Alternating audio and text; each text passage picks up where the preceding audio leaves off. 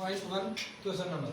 जैसा कि हमने इससे पहले वाली वीडियो में डिस्कस किया था कि linear equation in two variable के कुछ जर्नल फॉर्म के बारे में, उसकी ग्राफिकली मेथड के बारे में। अब जो एक्सरसाइज 3.1 है, इसका जो पहला क्वेश्चन है वो है Aftab tales his daughter 7 years ago I was 7 times as old as you were then, also 3 years from now I shall be 3 times as old as you will be. Is not this interesting? Represent this situation algebraically and graphically. देखिए हमें एक statement given है, इस statement को हमें algebraically भी represent करना है और ग्राफिकली भी represent.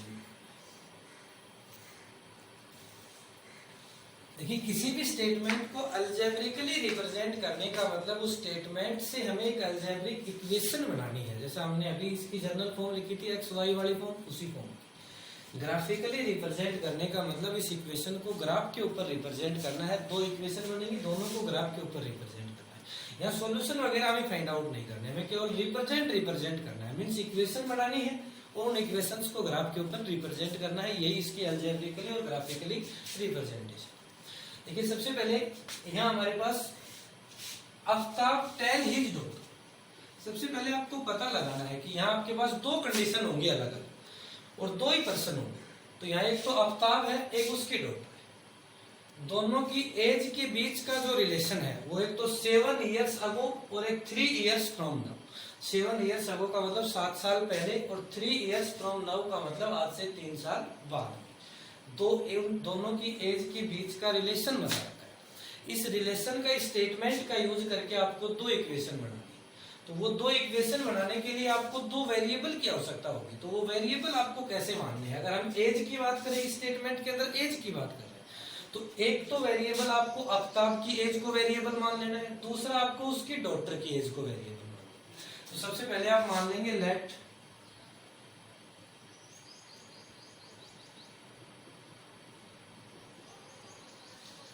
Aftab present age is equal to x years. His daughter present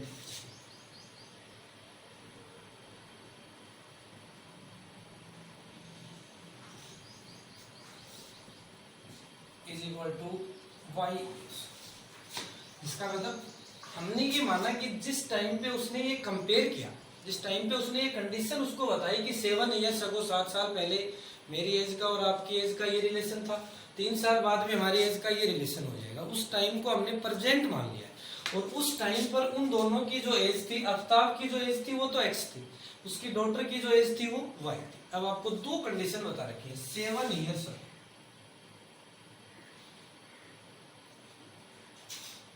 7 years ago का मतलब आज से 7 साल पहले। तो अगर हम 7 साल पहले की हम बात करें तो जिसकी प्रेजेंट एज आज x है, आज से 7 साल पहले उसकी एज थी x minus 7।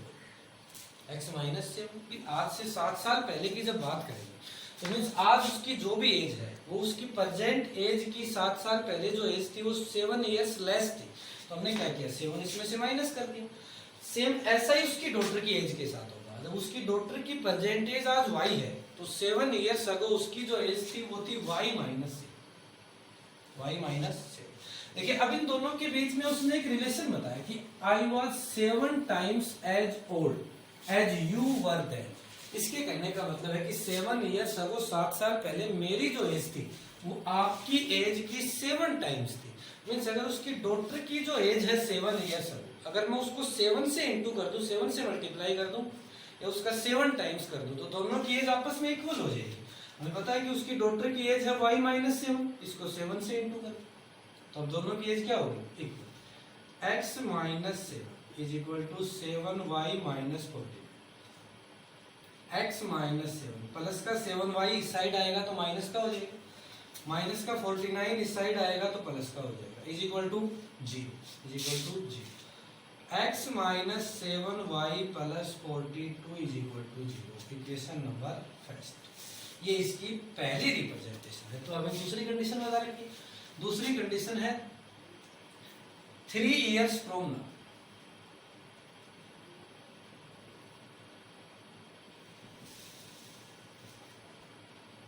3 years from now। 3 years from now का मतलब आज से 3 साल बाद में। तो देखिए जिसकी जो प्रेजेंट एज आज x है, 3 साल बाद उसकी एज कितनी होगी? 3 ईयर इंक्रीज हो जाएगी, 3 साल ज्यादा हो जाएगी, ज्यादा के लिए प्लस करना होगा x प्लस 3।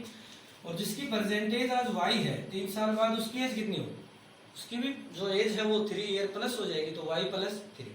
अब देखिए इस टाइम पर उन दोनों की एज के बीच का जो रिलेशन है वो क्या है? I shall be 3 times as old as you will be। अब ये कह रहा है कि मेरी जो एज है वो आपकी एज की 3 टाइम्स है। इट मीन्स अगर उसकी डॉटर की एज का आप 3 टाइम्स कर दोगे तो उसकी डॉटर की जो एज है वो आफ्ताब की एज के इक्वल हो जाएगी। तो मैंने उसकी डॉटर की जो एज थी होगी y प्लस 3, उसको मैंने 3 से इंटू कर दिया। इट मीन्स दोनों आपस में क्या हो गई? x plus 3 is equal to 3y plus 9। Plus का 3y इस साइड आएगा तो माइनस का, प्लस 3 है, प्लस का 9 इस साइड आएगा तो माइनस का, is equal to 0। x minus 3y minus 6 is equal to 0। Equation number 7। ये क्या है? ये जो इक्वेशन फर्स्ट और इक्वेशन सेकंड है, ये आपको ऊपर जो कंडीशन जो स्टेटमेंट गिवन थी उसकी अलजेब्रिकली रिप्रेजेंटेशन। कैसी रिप्रेजेंटेशन है? Algebraically representation. क्लियर? अब हमें इनको ग्राफ के ऊपर रिप्रेजेंट करना है। तो इनको ग्राफ के ऊपर रिप्रेजेंट करने के लिए मैंने अभी बताया था, जब इसके बेसिक कंसेप्ट बताए थे कि किन्हीं भी लीनियर इक्वेशंस को ग्राफ के ऊपर रिप्रेजेंट करने के लिए उन दोनों के दो अलग अलग दो सॉल्यूशन फाइंड आउट करने हैं। 2 सॉल्यूशन इसके फाइंड आउट करने हैं, 2 सॉल्यूशन इसके फाइंड आउट करने हैं। हम दोनों इक्वेशंस के 2 अलग अलग सॉल्यूशन फाइंड आउट करेंगे। पहले हम इस इक्वेशन के सॉल्यूशन फाइंड आउट करते हैं। पहली इक्वेशन है x minus 7y plus 42 is equal to 0।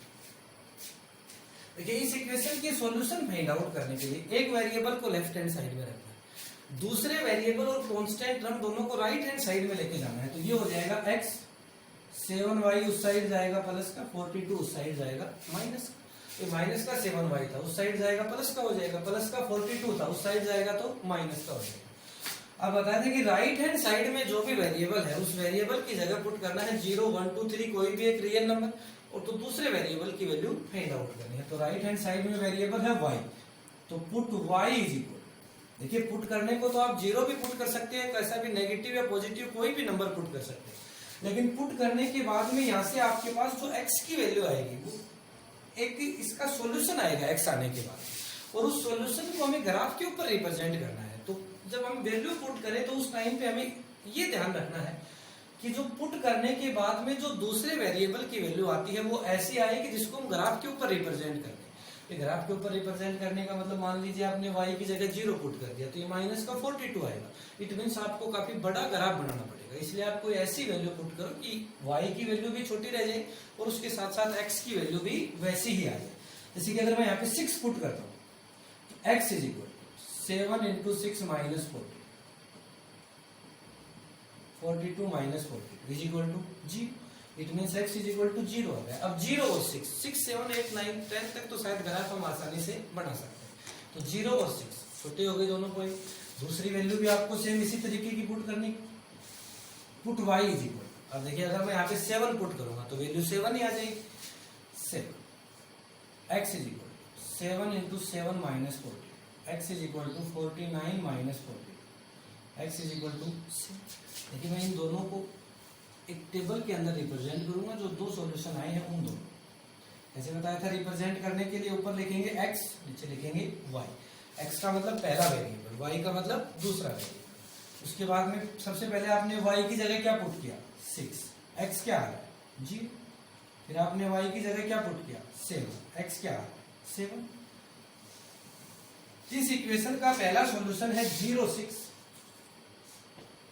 और दूसरा सॉल्यूशन है 7, 0, 6, 7। इसी तरीके से दूसरी इक्वेशन के भी आपको 2 सॉल्यूशन फाइंड आउट करने हैं, वो है x minus 3y minus 6 is equal to. देखिए इस इक्वेशन के 2 सॉल्यूशन निकालने के लिए हमें इस इक्वेशन के एक वेरिएबल को लेफ्ट हैंड साइड में रखना होगा, दूसरे वेरिएबल और कांस्टेंट टर्म दोनों को राइट हैंड साइड में लेके जाना होगा। तो माइनस का 6 उस साइड जाएगा प्लस का, और माइनस का 3y उस साइड जाएगा तो वो भी प्लस का। अब राइट हैंड साइड में जो वेरिएबल है उसकी जगह पुट करना है 0, 1, 2, 3 कोई भी एक रियल नंबर, दूसरे वेरिएबल की वैल्यू आ जाएगी। एक्सिस। फॉर एग्जांपल मान लीजिए मैं पुट करता हूँ put y is equal to 0, कोई भी नंबर पुट कर सकते हैं, कैसा भी नंबर पुट कर सकते हैं, बस हमें केवल ये देखना है कि पुट करने के बाद में जो वैल्यू आती है वो हमें ग्राफ बनाने में सही होनी चाहिए। तो वो पूरी वैल्यू आनी चाहिए, पॉइंटों में नहीं आनी चाहिए, जिससे ग्राफ बनाने में कोई दिक्कत नहीं। Put y is equal to 0, x is इक्वल 6 plus 3 into 0 is equal to 6। आने को तो हम उसको पॉइंटों में भी ले सकते हैं, लेकिन वहां आपको ग्राफ के ऊपर वो पॉइंट ही काउंट करने होंगे, इसलिए कोशिश करें कि पूरी वैल्यू आ जाए जिसको आप आसानी से रिप्रेजेंट कर सकते हैं। दूसरा पुट y इज इक्वल, देखिए मैं y की जगह -2 पुट कर देता हूँ। -2 क्यों पुट कर रहा हूँ? x is equal to 6 plus 3 into -2, x 6 minus 6 is equal to g, is equal to g। अब इसके जो दो सॉल्यूशन आए हैं उन दोनों को भी इस तरीके से इस टेबल के अंदर रिप्रेजेंट करें।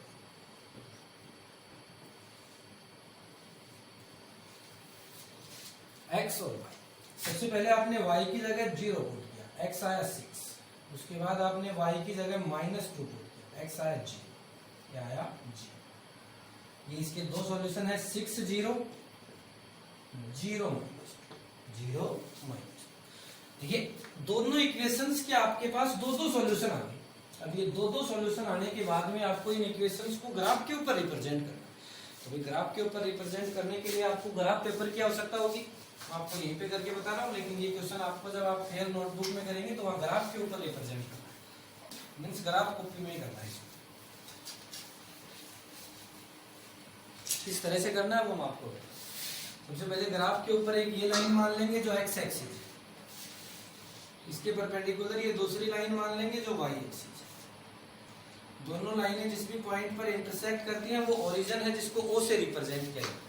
ये पॉजिटिव x एक्सिस है, 1 2 3 4 5 6 7। आप यहाँ देख लेंगे कि बड़े से बड़ा पॉइंट आपके पास कितना है, शायद 7 है, तो 7 तक के पॉइंट है, -1 -2 -3 -4 -5 -6 1 2 3 4 5 6 -1 -2 -3 -4 -5 -6 -7। ये ऐसा ग्राफ के ऊपर आपको बनाना है। एक लाइन आपको ऐसे लगानी है ग्राफ के बीच में, एक ऐसे लगानी है वो भी ग्राफ के बीच में, भाई इंटरसेक्ट कर ली उसको ओरिजिन मान।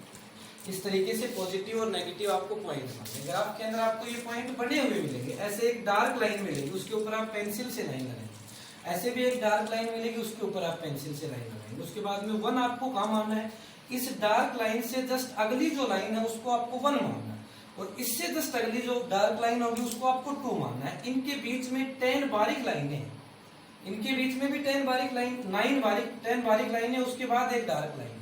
तो सेम इसी तरीके से चलता रहेगा, जो जो डार्क लाइन है उनको आप पॉइंट मानते जाएंगे, इधर भी, ऊपर भी और नीचे।